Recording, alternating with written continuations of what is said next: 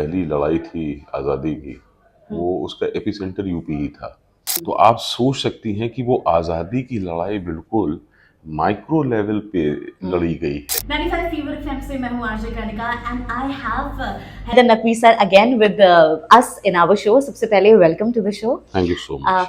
Sir, हम अभी आज़ादी का माहौल चल रहा है, तो हम स्टार्टिंग करते हैं अपने यूपी से, जो हमारा एक प्यारा सा स्टेट है। उसमें उसकी आज़ादी की कहानी कितनी पुरानी है और उसकी शुरुआत आप कहाँ से करना चाहेंगे?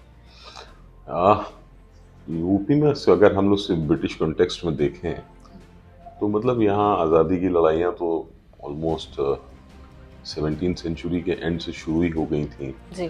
फिर यूपी 1857 की जो पहली war of independence, I don't call it a mutiny, जी। जो पहली लड़ाई थी आज़ादी की, वो उसका एपिसेंटर यूपी ही था। और उस एपिसेंटर में कानपुर बहुत इम्पोर्टेंट रोल था उसका, मतलब वेरी इंपॉर्टेंट रोल, और लखनऊ का, इन सब का बहुत है क्योंकि अवध की रियासत थी कानपुर। तो यूपी का बहुत बड़ा योगदान है। और फिर यूपी ने तो आप देख ही रहे कि शुरुआत से किस तरीके से इंडिया को लीड किया है। ऑफ कोर्स सर, अब जैसा कि मैंने देखा है कि आप पूरी रिसर्च करके बाकायदा आए हैं। We'll start with hidden historians of Uttar Pradesh freedom struggle. Basically मतलब गांधी जी थे, नेहरू जी थे, सरदार पटेल साहब, भगत सिंह, बिस्मिल, ये सब मतलब एक आज़ादी की लड़ाई के सबसे बड़े विचार थे जो आज तक हैं, परकुलेट होते रहते हैं। जी।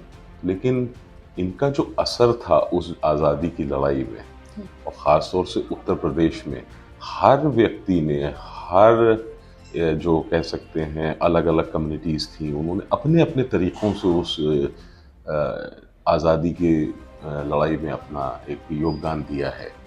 और बड़ा योगदान है, मतलब जिसको कहते हैं बहुत ज़्यादा रिपोर्टेड भी नहीं है। तो आप सोच सकती हैं कि वो आज़ादी की लड़ाई बिल्कुल माइक्रो लेवल पे लड़ी गई है। और विचार जो भी आए हैं, लेकिन उसको वहाँ पर उस विचारों को जज़्ब किया और अपने अपने तरीक़ों से यहाँ के लोगों ने उसको लड़ा है। फार्मर्स मूवमेंट हुआ करता था उनका, जो बाबा रामेश चंद्र ने किया था।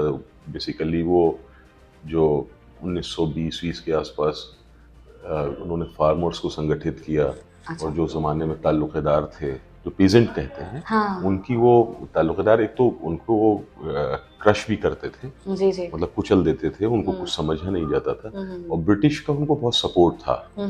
और ताल्लुक़ेदार के ज़रिए वो ग्राउंड पे पूरी जासूसी कराया करते थे। अच्छा। तो उनके खिलाफ उन्होंने पूरा मूवमेंट बिल्ड किया। अच्छा।